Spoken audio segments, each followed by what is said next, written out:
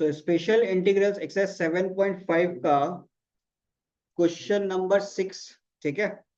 आप लोग का एमएल अग्रवाल से क्वेश्चन नंबर 6 है ये। इस टाइप का क्वेश्चन अगर आपके पास इंटीग्रेशन में आ जाए तो दिमाग कैसे लगाना समझो इधर। अब यहाँ पे क्या है ना, जब आप सोचोगे कि आपके दिमाग में ऐसा आएगा कि भाई x+1 पावर 1/2 इसको अपन सब्सटीट्यूट करें, या x+1 पावर 1/3 इसको सब्सटीट्यूट करें, यहाँ पे थोड़ा कंफ्यूजन क्रिएट हो जाता है, ठीक है ना। अब इधर आपको क्या करना चाहिए कि भाई x+1 के पावर में 1/2 है, ठीक है। x+1 के पावर में 1/3 है, ठीक है। तो जो भी आपके पास पावर में है उनका मल्टीप्लीकेशन कर दो। सिंपल, इस टाइप का कोई भी क्वेश्चन आएगा आप आराम से कर सकते हो इस तरीके से, ठीक है। 1/2 इंटू 1/3 करोगे क्या मिलेगा आपको? 1/6। तो अब आपको करना क्या है, late x+1/6 is equal to, इसको मान लो t के बराबर। क्लियर एचेस, इसको मान लिया आपने t के बराबर, ठीक है। अब मैं क्या कर रहा हूं, ये जो लेफ्ट हैंड साइड पे मेरे पास पावर है इसको मैं कहां शिफ्ट कर रहा हूं? राइट हैंड साइड पे, ठीक है। तो राइट हैंड साइड पे अगर मैं शिफ्ट करूंगा तो x+1 इज इक्वल टू ये क्या बन जाएगा? t⁻6, ठीक है। तो जब मैं इसको डिफरेंशिएट करूंगा तो ये मेरे पास क्या आ जाएगा? dx is equal to 6t⁻5 dt। बोलो ये बात सबको समझ में आ रहा है या नहीं आ रहा है? हाँ या ना? बोलो कोई दिक्कत इसके अंदर? क्लियर है सबका? हाँ या ना? सही है। अब यहाँ पे अपन सब्सटीट्यूट करने वाले, ध्यान देना इधर। dx की जगह आप लिख दो 6t⁻5 dt, ठीक है। x+1 के पावर में क्या बन रहा है? 1/2। x+1 के जगह आप क्या लिख सकते हो? t⁻6, ठीक है। तो t⁻6 पावर में 1/2 प्लस t⁻6 पावर में 1/3, सही है। तो 6t⁻5 divided by t⁻3 plus t⁻2, ठीक है। अब चाहो तो ये जो 6 आपके पास है इसको बाहर निकाल दो, कोई दिक्कत नहीं है, कांस्टेंट टर्म है। इस 6 को बाहर निकाल दो। अब थोड़ा सा इधर ध्यान देना, t⁻5 divided by t⁻3 plus t⁻2 आपके पास क्रिएट हुआ है। कुछ याद आ रहा है इसको देखते हुए आपको? Degree of numerator is greater than degree of denominator. तो अब आप क्या करोगे, इसको डिवाइड कर देंगे। t⁻6 divided by t⁻3, sorry t⁻5, t⁻5 divided by t⁻3 plus t⁻, ठीक है। तो यहाँ पे क्या लगाएंगे फिर? t⁻2, तो मेरे पास आ जाएगा t⁻5 प्लस t⁻,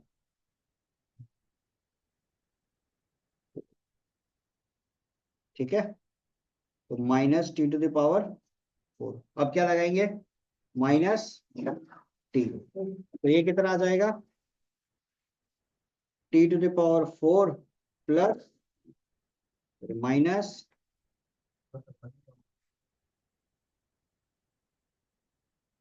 बोलो कोई दिक्कत इसमें?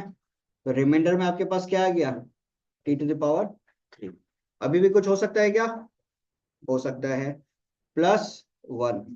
तो t⁻3 प्लस t²।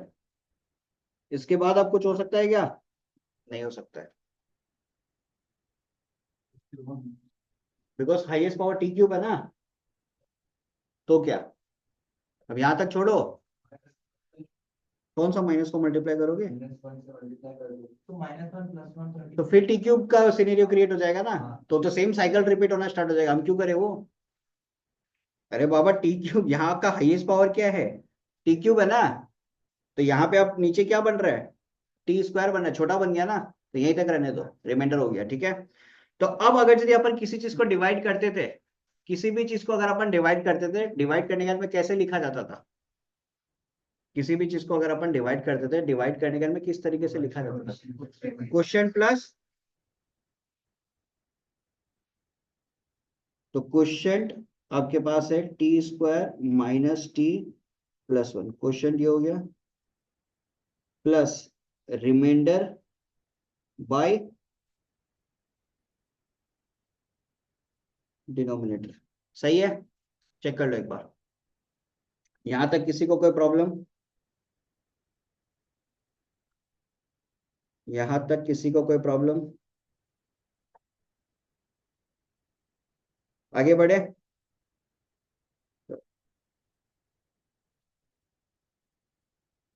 तो बाहर एक सिक्स अपने पास है ही,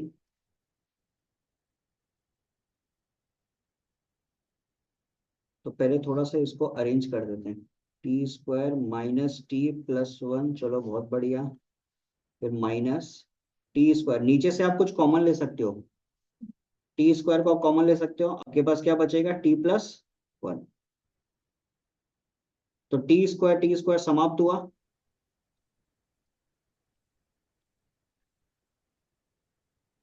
T square minus T plus one minus one by T plus one. अब तो आसान है। तो टी स्क्वायर का इंटीग्रेशन कितना हो जाएगा, T cube by three minus T square by two plus T minus log of T plus one plus C. ठीक है। अब टी की जगह हम लोगों ने क्या लिया था, टी की जगह हम लोग के पास था X plus one power one by six. तो ये कितना हो जाएगा, X plus one power one by six, उसके पावर में भी थ्री है, तो क्या बन जाएगा, X plus one power one by two divided by three. फिर ये कितना बन जाएगा, X plus one power one by three power two, फिर X plus one power one by six minus log of X plus one power one by six plus one plus c. So this is the required answer. ये exam में आ गया तो 6 marks तो, 5 marks तो देके जाएगा।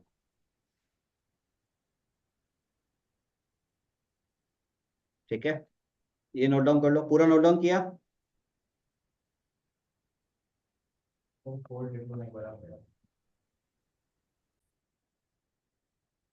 चलो, तो इसमें आप लोग एक काम करो, let one plus root x equal to t, ये भी मान सकते हो, या पूरा का पूरा रूट लेके भी आप टी लेके सब्सटीट्यूट कर सकते हो, कोई इशू नहीं है। ठीक है, तो इसको यहां से अगर अपन डिफरेंशिएट करते हैं तो क्या आएगा, one by two root over x is equal to d t by d x. तो d x is equal to क्या बन जाएगा मेरे पास, two root x d t. सही है, तो डी एक्स की जगह आप सब्सटीट्यूट कर दो, two root over x d t divided by नीचे क्या आ जाएगा, रूट ओवर टी। सही है। अब ऊपर जो हमारे पास रूट एक्स है, ठीक है, उसके जगह आप क्या लिख सकते हो, टी माइनस वन,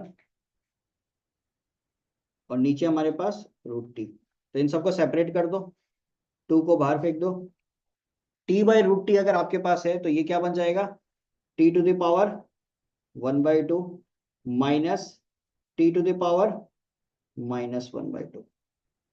बोलो ये बात सबको समझ में आ रहा है, क्लियर है सबका?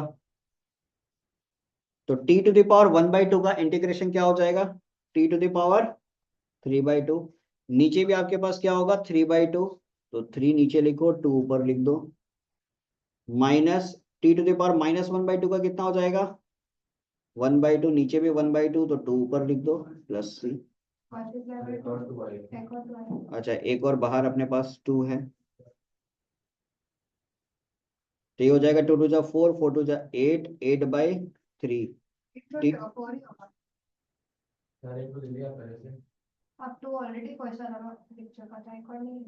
ओके ठीक है, यहाँ से अपन हटा देते हैं इसको।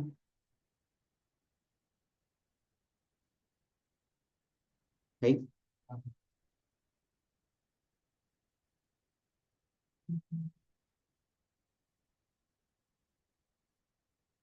सही है। 4/3 t to the power 3/2 -4 t to the power 1/2 plus c. T की जगह क्या लिया था अपन ने? 1 प्लस रूट एक्स। तो 4/3 1 plus root over x power में 3/2 -4 1 plus root over x power में 1/2 प्लस सी। कोई दिक्कत किसी को? क्लियर है यहाँ तक? आएगा आएगा।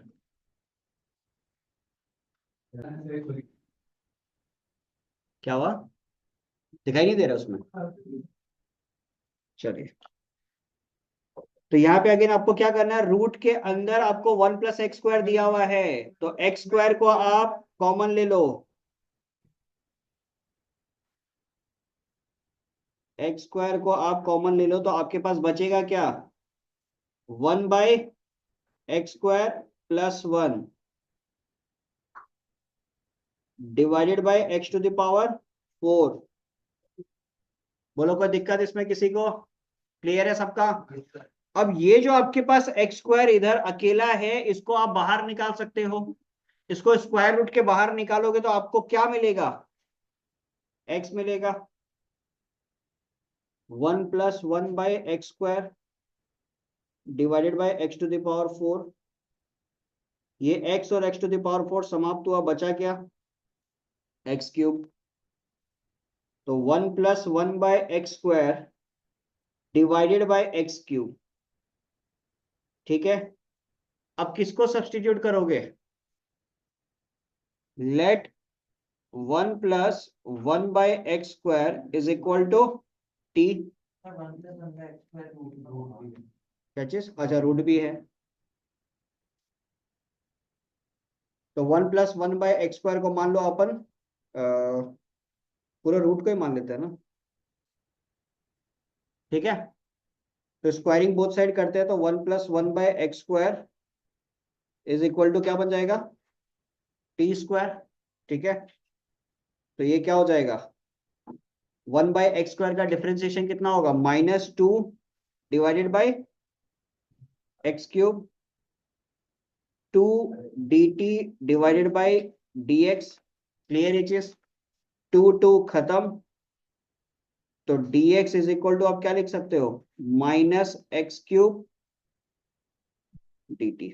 बोलो चलेगा? कोई दिक्कत इसमें? t² का differentiation 2t dt bye dx होगा।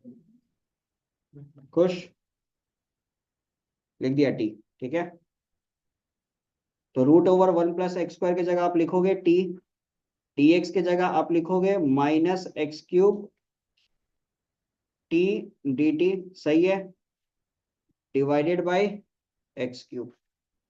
तो x³ खत्म, बचा आपके पास क्या? t² dt। तो t² का इंटीग्रेशन क्या हो जाएगा? t³/3 plus c। t की जगह हम लोगों ने क्या लिया था?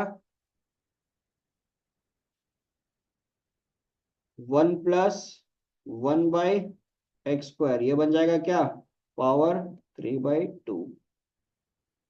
बोलो सही है? कहाँ अटक रहे थे आप लोग? इस टाइप का क्वेश्चन काफी सारा हम लोग कर लिया। ठीक है, तो एमएल अग्रवाल का एक्सरसाइज 7.5 का भी अच्छा खासा क्वेश्चन हम लोग कर लिया, एग्जांपल्स का भी अच्छा खासा क्वेश्चन हम लोग कर लिया, ऑलमोस्ट सारा कॉन्सेप्ट पे अपन क्वेश्चन कर लिया, 7.5 से रिलेटेड सारा कॉन्सेप्ट पे अपन क्वेश्चन कर लिया। ठीक है, कुछ एक आध क्वेश्चन है वो तो होमवर्क ले लो। ठीक है, नेक्स्ट टॉपिक पे अपन मूव करते हैं, that is your partial fraction. Sir so एक क्वेश्चन खाली रह गया तो अपना एग्जाम्पल का, उसके बाद पार्शियल फ्रैक्शन स्टार्ट करते हैं। तो यहाँ पे आपके पास सिनेरियो क्या है, ये पूरा इंटीग्रल्स आपको दिया हुआ है। ठीक है, is equal to k into 5 to the power 1 + 1/x² plus c दिया हुआ है। Find the value of k। ठीक है, आपको राइट हैंड साइड पे एक बार अभी फोकस नहीं करना है, एक बार आप राइट हैंड साइड को भूल जाओ, आपको सिर्फ लेफ्ट हैंड साइड पे एक बार फोकस करना है। ठीक है, इसको इंटीग्रेट करते हैं। देखो, x टू द पावर -3 5 के पावर 1/x² dx। ठीक है, 1/x² का डिफरेंशिएशन क्या होता है? -2/x³। एक बार देखो इधर x³ प्रेजेंट है, ठीक है, तो अपन क्या करेंगे, सब्स्टिट्यूट किसको करेंगे, 1/x² को। Let 1/x² is equal to t। तो कितना हो जाएगा, -2 divided by x³ is equal to dt/dx। तो dx is equal to -x³ dt/t। ठीक है, तो x to the power -3, 5 to the power t dx की जगह -x³ dt/2। तो ये और ये खत्म, आप बाहर फेंक दो 1/2 को, -1/2 को बाहर निकाल दो, तो 5 to the power t dt आपके पास आ जाएगा। तो -1/2, 5 टू द पावर t की जगह आप क्या लिख सकते हो, 5 टू द पावर t का इंटीग्रेशन क्या होगा, 5 to the power t divided by log t plus, sorry log 5 plus c। तो ऑलरेडी यहाँ पे आपको c दे के रखा है ना, तो आप c1 कर दो इसको, कोई दिक्कत नहीं। क्लियर एचेस, ठीक है। तो t की जगह आपने क्या लिखा था, 1/x², तो -1/2, 5 to the power 1/x² log 5 plus c1। ठीक है, अब इसी चीज को आपको कंपेयर किसके साथ, ये तो ये अल्टीमेटली क्या है, ये इस पोर्शन को इंटीग्रेट करने के बाद में अपने को रिजल्ट मिला है ना। अब इसको अपन जो दे के रखा है राइट हैंड साइड पे उसके साथ कंपेयर कर सकते हैं, k into 5 power 1/x² plus c, कर सकते हैं कंपैरिजन। ठीक है, आपको चाहिए क्या था, k का ही तो वैल्यू चाहिए था। देखो एक बार यहाँ पे 5 to the power 1/x², 5 to the power 1/x², ये प्रेजेंट है, तो k का वैल्यू क्या हो जाएगा, -1/2 log 5। तो k का जो वैल्यू होगा वो कितना हो जाएगा, -1/2 log, इसको बोलते हैं कंपैरिजन मेथड। ठीक है, कोई दिक्कत इसके अंदर, क्लियर है सबका, हाँ या ना, नोट डाउन कर लो।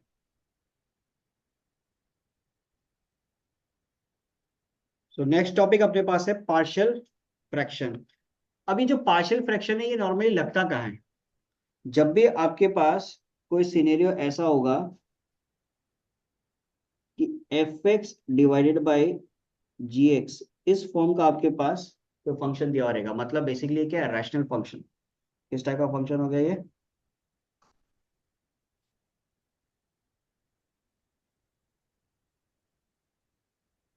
Rational function. ठीक है, अब इसमें भी सिनेरियो क्या बनता है कि भाई देखो, अगर degree of numerator is greater than degree of denominator हो जाए, तो उस केसेस के अंदर आप लोगों को बहुत अच्छे से पता है कि आप डिवाइड करके भी आप निकाल सकते हो। ठीक है, question plus reminder by denominator.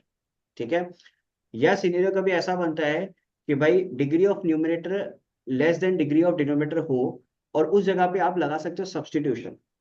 But कभी कभी सब्सटीट्यूशन मेथड भी वर्क ना करे, तब आप क्या करोगे, तो वहां पे यूज होगा आपका क्या, partial fraction. But partial fraction का भी काफी सारा फॉर्म है, कौन से फॉर्म में कौन सा पार्शियल फ्रैक्शन यूज होगा, ये आपको पहले समझना पड़ेगा।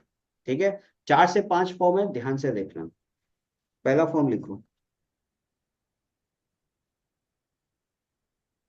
P x plus q divided by x minus a into x minus b. अगर ऐसा फॉर्म आपके पास आ जाए, ठीक है, ऊपर ध्यान से देखना, ऊपर आपके पास लीनियर फॉर्म है, p x plus Q is what, linear form. Linear form कैसे बोल सकते हैं कि भाई आपके पास जो वेरिएबल है एक्स, उसका डिग्री कितना है, 1, और नीचे आपके पास जो फॉर्म है उसमें डिग्री ऊपर वाले से बड़ा है। कैसे बड़ा है, एक्स माइनस ए और एक्स माइनस बी को मल्टीप्लाई करोगे तो क्या बन जाएगा, x² बन जाएगा ना, तो डिग्री बड़ा हो गया।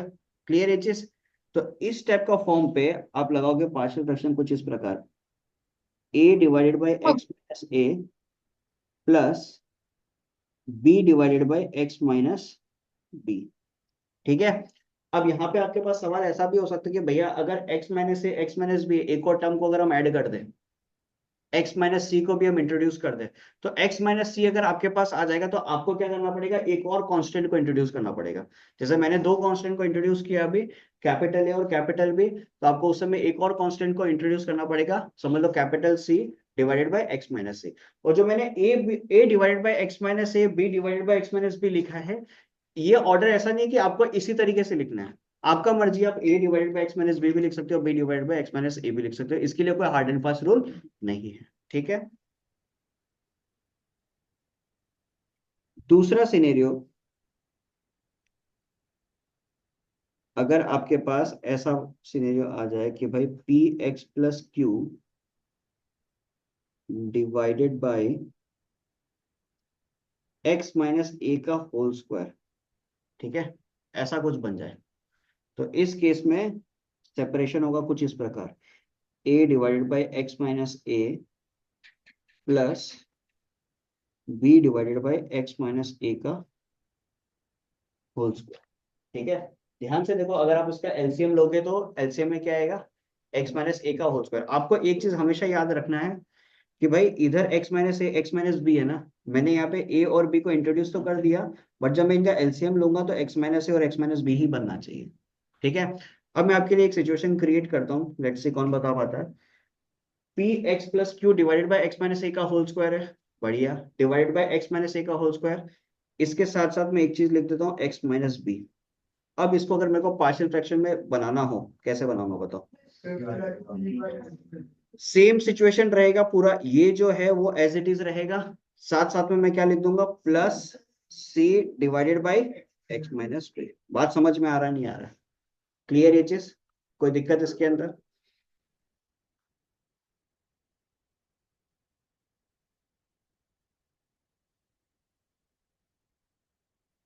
नेक्स्ट,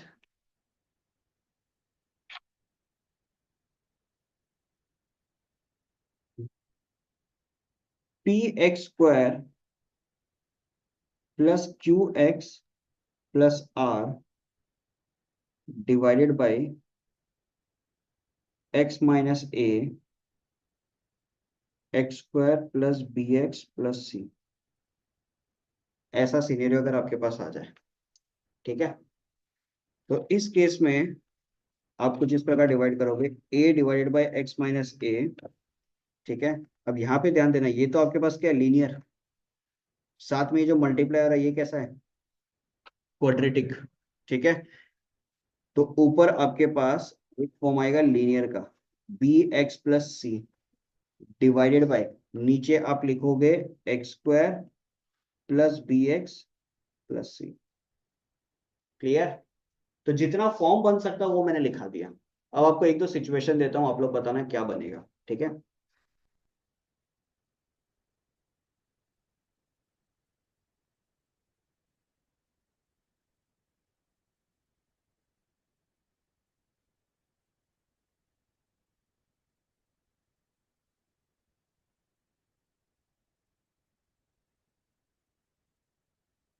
अगर मैं ऐसा कुछ लिख दूं, तो पार्शियल फ्रैक्शन में आप डिवाइड कैसे करोगे,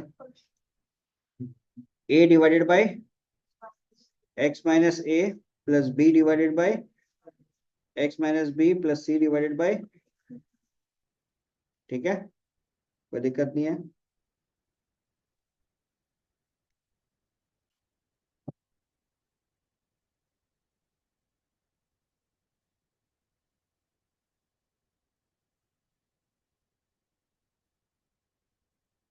इसमें क्या करोगे,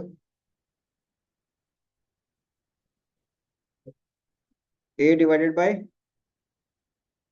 एक्स माइनस ए और b divided by plus c divided bye,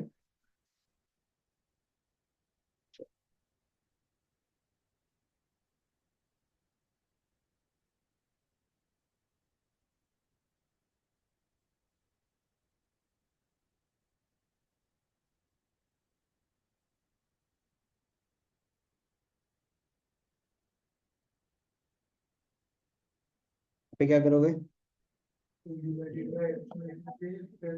divided by x minus a, b divided by x minus b, c x plus एक d इंट्रोड्यूस कर दो डिवाइडेड बाय, कोई दिक्कत नहीं है, क्लियर ये चीज। चलो,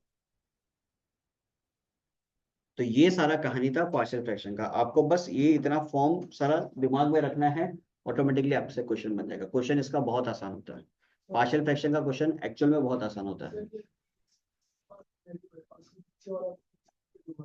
कौन सा? हाँ, उसके बाद जो उसका डिनोमिनेटर है x square plus b x, नहीं नहीं कहाँ से है, मैं कैपिटल भी है वो, कांस्टेंट है। जो पार्शियल फ्रैक्शन में जो कैपिटल में लिखा हो जाता है वो कांस्टेंट होता है, ठीक है। उसका वैल्यूज अपने को कंपैरिजन मेथड का यूज करके निकालना पड़ता है, ठीक है। वो अभी सीख जाएगा, क्वेश्चन जब करेंगे तब सीख जाएगा, ठीक है।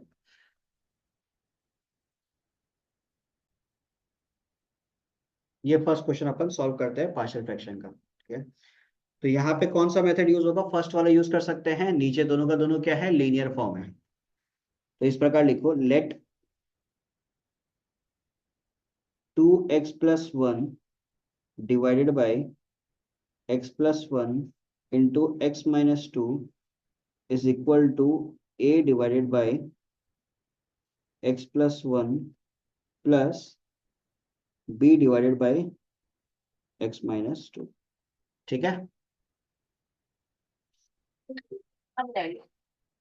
तो 2x+1 divided by x+1 into x-2, LCM आप लोगे तो आपके पास आएगा x+1 into x-2, a into x-2 plus b into x+1। ये खत्म हो गया, ठीक है। 2x+1 a into x-2 plus b into x-1। अब ये जो a और b है इसका वैल्यू दो तरीके से आप निकाल सकते हो। x+1 सॉरी, a और b जो है, कैपिटल A और B जो है, इसका वैल्यू आप दो तरीके से निकाल सकते हो। पहला मैं आपको बता देता हूँ कि भाई कोशिश करो कि जैसे कि a के साथ x-2 चिपका हुआ है, ठीक है, इसको जीरो बनाने का कोशिश करो। तो इसको जीरो कैसे बना सकते हैं? x का वैल्यू आप 2 कंसिडर कर लो, लेट x इक्वल टू 2, ठीक है। तो जब लेट x इक्वल टू 2 लिया तो राइट हैंड साइड में क्या बन जाएगा? 2 टू 4, 4 प्लस 1 5, ये हो गया 0, और 2 प्लस 1 ये कितना हो गया? 3। तो b का वैल्यू आपके पास आ गया कितना? 5/3, ठीक है।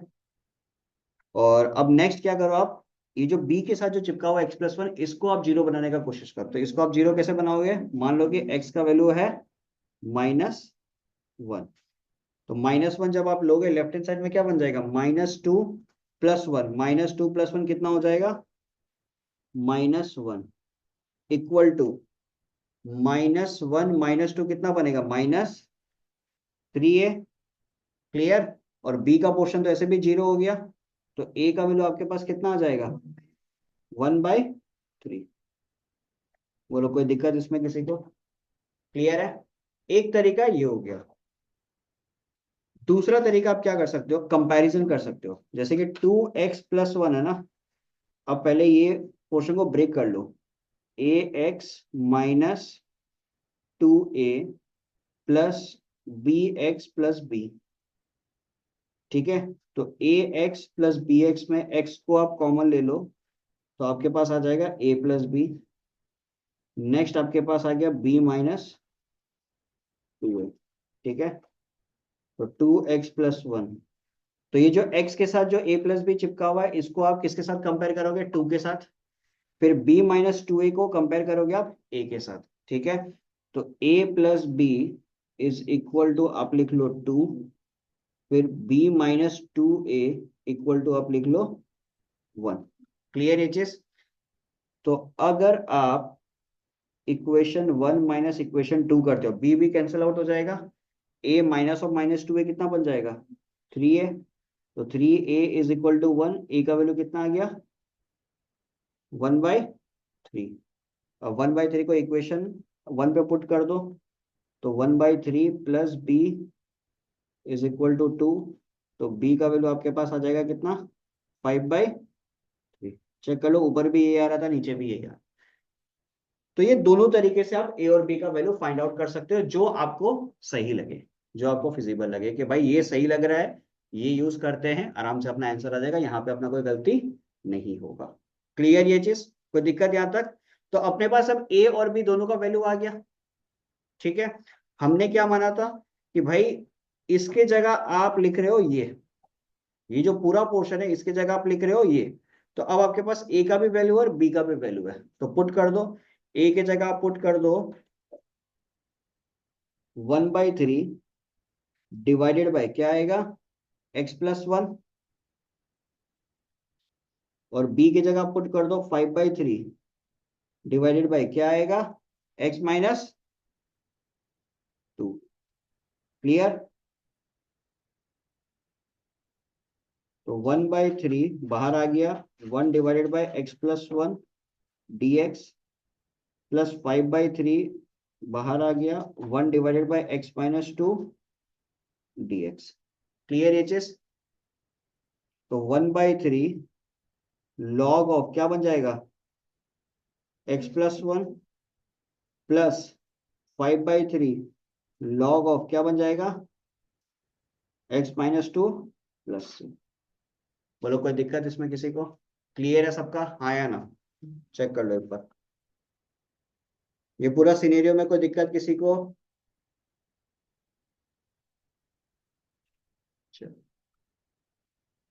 नोट डाउन किया? अब एक क्वेश्चन आप लोग करो, इसका आप क्वेश्चन नंबर 1 ट्राई करो। ठीक है, क्वेश्चन नंबर 1, यहाँ पे क्वेश्चन नंबर 1 पे आपको क्या दिया हुआ है 2x-1 divided by x-1 x+2 x-3 है। तो आपको यहाँ पे 3 टर्म कंसिडर करने हैं, a b and c। Clear है चीज? ये तीनों टर्म कंसिडर करके आप इसका आंसर निकालने का कोशिश करो, जिसका नहीं होता है मेरे को बताओ। ठीक है,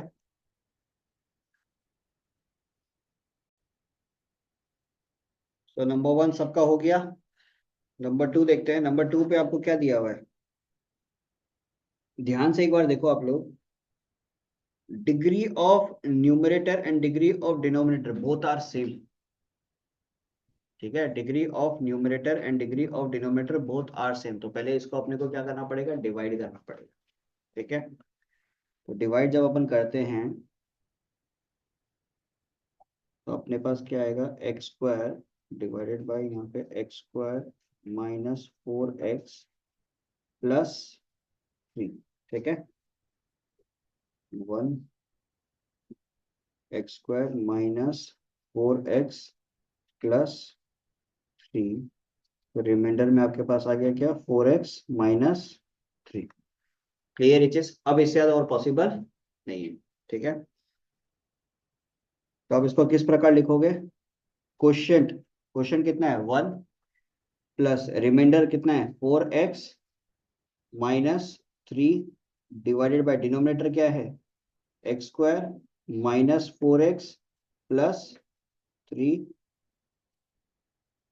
अब एक चीज देखो, 1 का इंटीग्रेशन तो क्या होगा x, 1 का इंटीग्रेशन तो आप डायरेक्टली लिख सकते हो, क्या होने वाला है x plus integration of 4x minus 3 divided by x² minus 4x plus 3।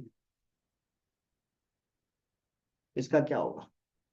अब इस जगह पे आप सबसे पहले ये सोचोगे कि भाई ये जो हमारे पास x² माइनस 4x प्लस 3 है, क्या इसका मिडिल टर्म स्प्लिट हो सकता है क्या? होगा, इसका मिडिल टर्म स्प्लिट होगा। क्या होगा वो देखते हैं। अगर नहीं होता तो कुछ और होता।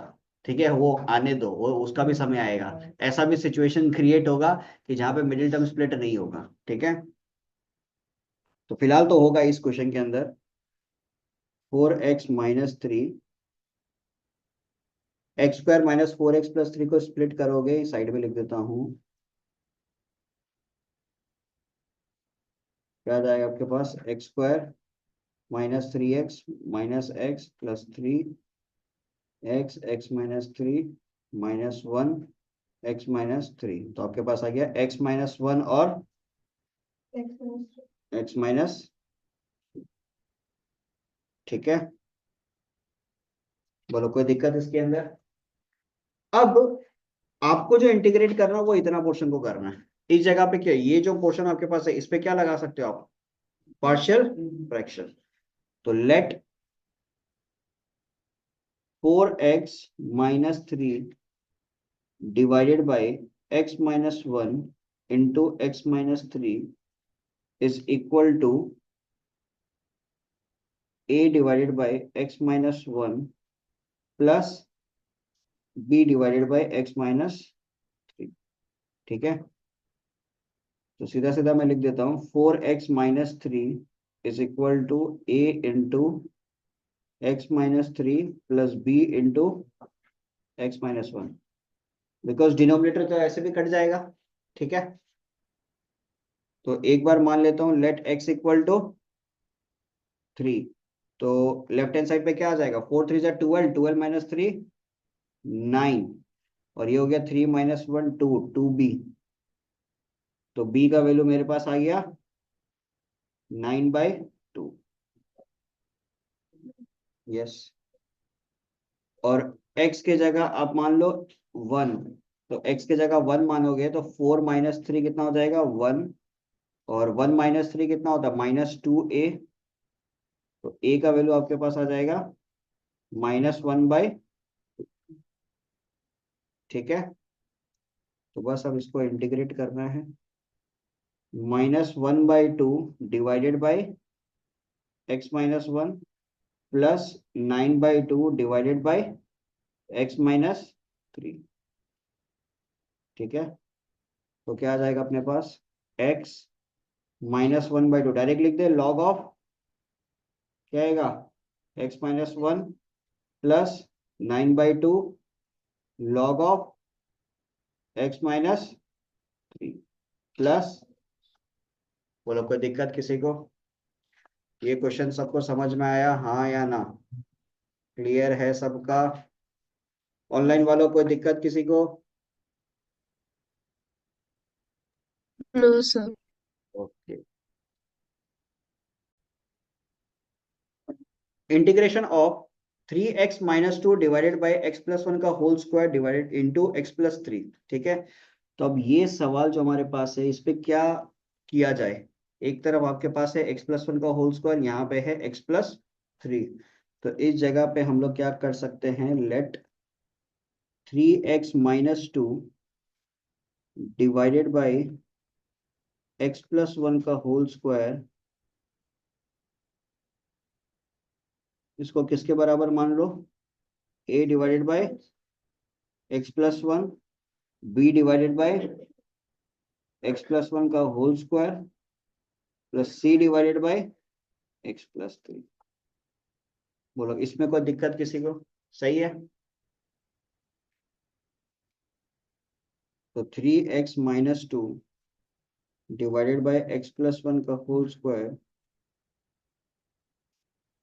एक्स प्लस 3, यहाँ पे एलसीएम लेंगे तो हमारे पास आ गया एक्स प्लस 1 का whole square x plus 3।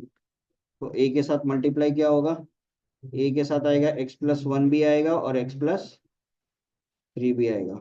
b के साथ कौन आएगा, एक्स प्लस 3 आएगा। c के साथ आएगा एक्स प्लस 1 का होल स्क्वायर, ठीक है। तो ये पूरा का पूरा समाप्त हुआ। तो आपके पास आ गया 3x माइनस 2, तो a into x plus 1 x plus 3 plus b into x plus 3 plus c into x plus 1 का होल स्क्वायर। क्लियर? अब बस इसको सॉल्व करते हैं।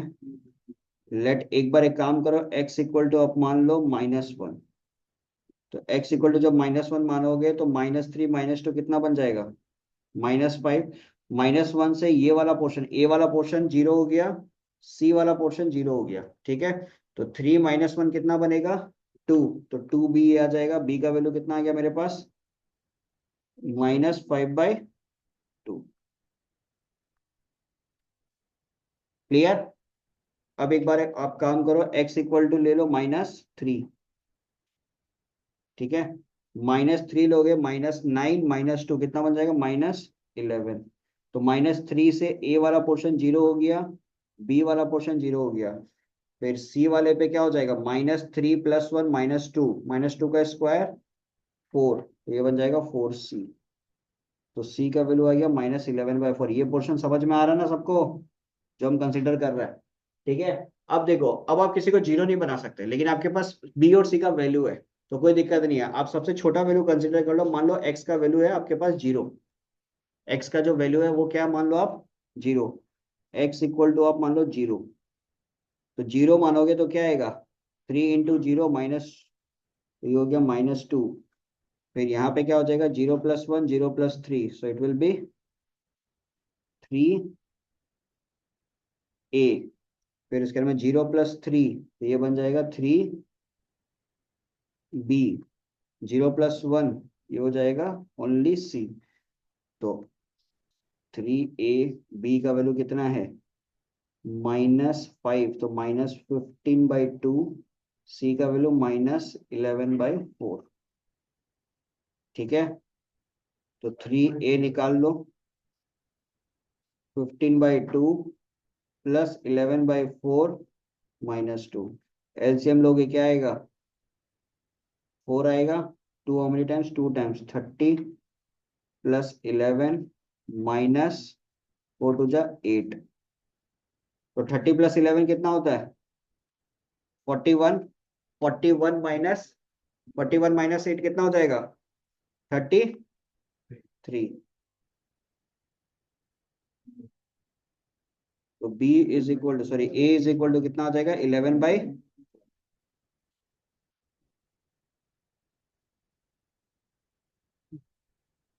कोई दिक्कत, a का वैल्यू 11/4, b का वैल्यू -5/2, c का वैल्यू आ गया -11/4। बोलो यहाँ तक कोई दिक्कत किसी को, चेक करो इधर तक, क्लियर है। हाँ हाँ, हाँ वो भी कर सकते हैं। बोलो यहाँ तक कोई दिक्कत किसी को, क्लियर है, ये कर लेते हैं। अब पुट करें, तो अब a की जगह आप लिखो 11/4 डिवाइडेड बाय, नीचे क्या था, x+1। b की जगह आप लिखो, b किधर है, b किधर है, -5/2, तो -5/2, नीचे लिखो आप x+1 का होल स्क्वायर। फिर c की जगह आप लिखो -5/2, नहीं सॉरी, c की जगह -11/4, और नीचे क्या आएगा आपके पास, x+3,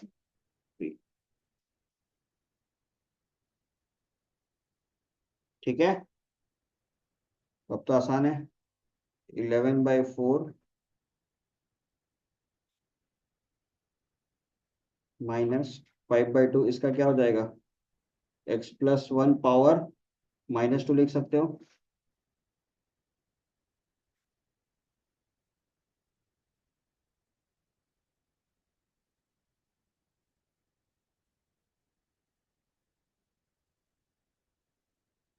ठीक है।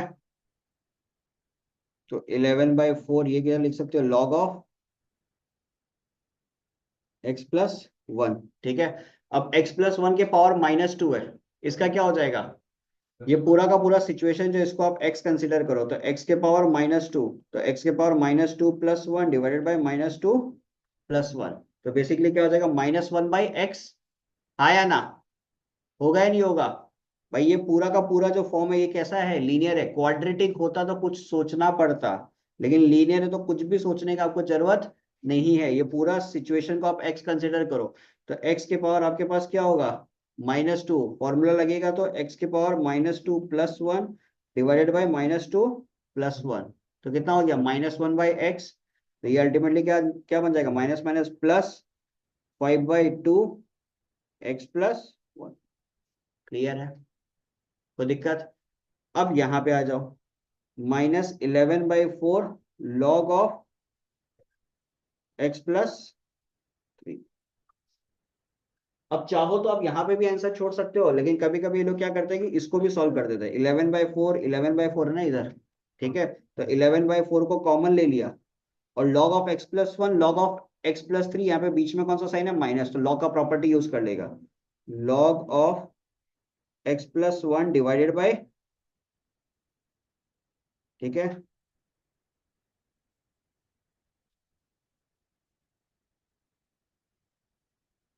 तो this will be your required answer. कोई दिक्कत इसमें? क्लियर है सबका, हाँ या ना, बोलो। क्लियर? कोई दिक्कत? देखो मैंने कुछ कहा नहीं, ये लोग सबके सब जा रहे हैं, wow. That's not all for today.